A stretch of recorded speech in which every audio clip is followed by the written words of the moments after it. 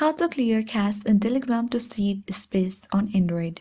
Hi everyone, welcome back to our channel. This is Rose and I'll guide you to clear cache in Telegram. Watch the video till the end and without further ado, let's begin.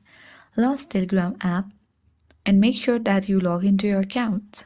Navigate to three-line icon at top left corner of your screen and choose setting option. On the settings, select data and storage and now choose storage uses at top of the screen.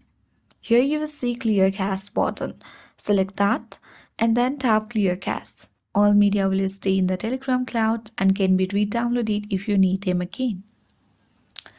And now, there is the second step. You can long press on Telegram app icon and tap on I button. Simply navigate to Storage Uses and tap Clear Cache. With this, you will successfully clear cache in Telegram to save space on Android. I hope this guide was helpful. If it was, then do like, share, comment, and don't forget to subscribe. Thank you for watching.